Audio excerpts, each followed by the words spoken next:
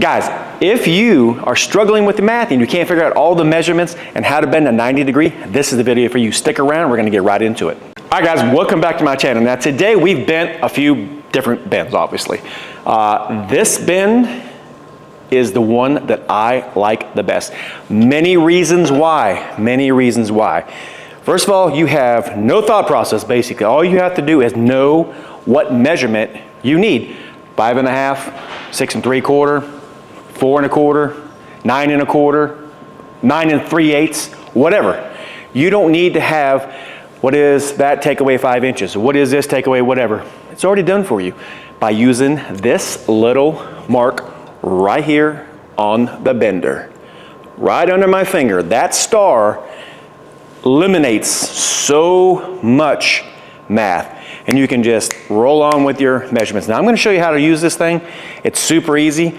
Only a few rules with the bender that you have to do. I'm going to show you real quick how to do this. Well, it may not be quick, but I'm going to show you how to do it. So you guys can get this dialed in and be on your way. And when the journeyman says, hey, I need a blah, blah, blah. Wow. All right, so let's go ahead and talk about the rules that I mentioned that you have to kind of abide by. Now, I'm not saying you have to abide really by any rules, but the main thing that you have to do when you are bending a 90 is you have to make sure that when you line this bender up with your bends that you do it the correct way. Now, normal people, I'm not gonna say, I shouldn't say normal people, people in general that are measuring conduit, this is how you're gonna measure. So we're gonna say we need an 11-inch 90, all right? Now, if we say 11-inch 90, we need to subtract the 5 inches. We've already went over this. So you can do it one of two ways. You already know to mark it at 6 inches, right? Yes, I'm using Sharpie. It's for the video purposes. I know some people don't like that. Or you can hold over the 5 inches. All right? And then you can put it at 11. And it's still the same mark. Now, having said all that, we're going to bend this at 24 inches and a half. So 24 and a half inches is where we're going to bend this bend at. So here's the rule. All right, super easy. When you bend 24 and a half inches, just like this, you mark it at 24 and a half inches. Now typically, this is where you hooked your tape measure to. So this is your hook of your tape measure. You hooked it right to here, and you measure from here.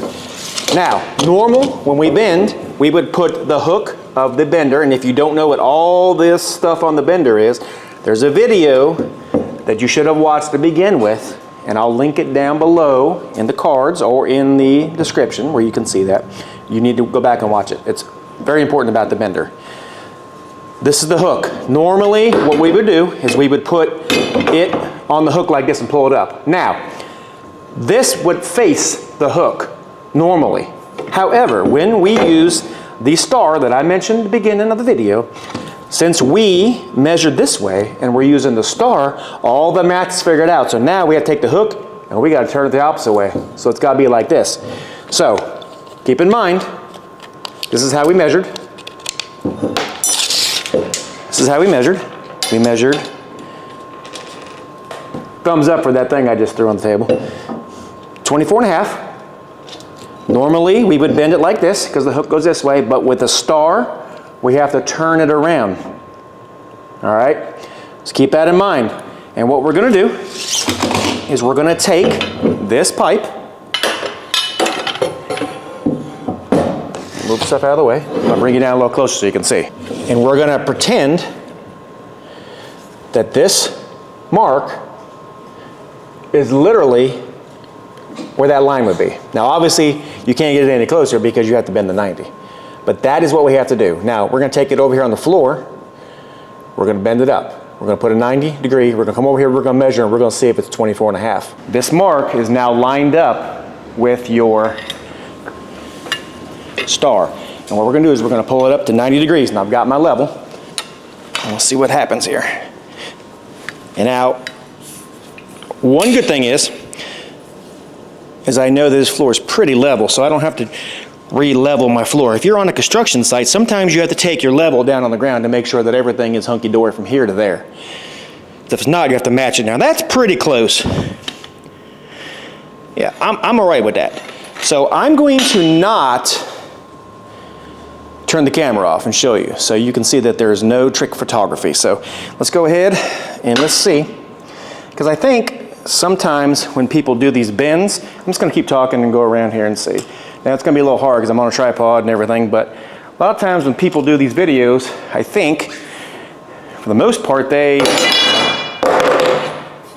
do a little trick photography. So we are not going to do that. So I just need to go get a flat piece, or actually we can just do it like this, because you'll be able to see the back side. Let me raise the camera up a little bit.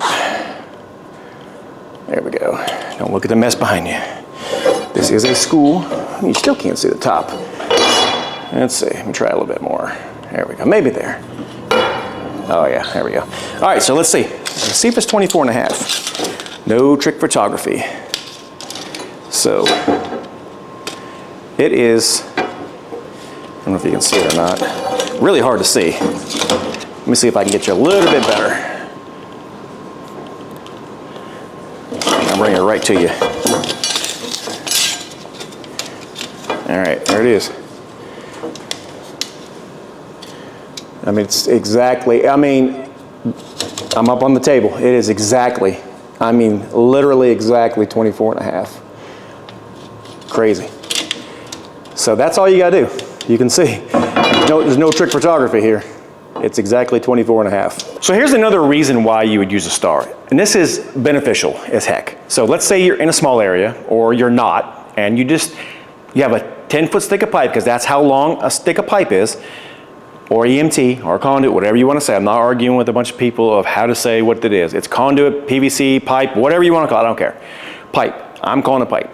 And let's say it's 70 inches. Well, you already know at ½ inch, you have to hold over 5 inches. So you're at 65 inches. You would have to pull up 65 inches, or you could mark it right there at that mark, and you could pull the short side up.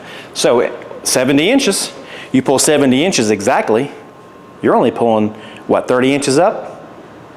No, not 30. So it's super easy, right? To me, I would rather pull the short end up versus the long end. And if you're in a small area, super easy. The big end, you could slide up under whatever the problem is, and you can pull it up. So it's super easy. The star is so beneficial, guys. It does all the math for you. The star is amazing, guys. Super easy. All right, guys, I'm gonna leave it right here. If you guys have benefited from this video, definitely hit that thumbs up, guys.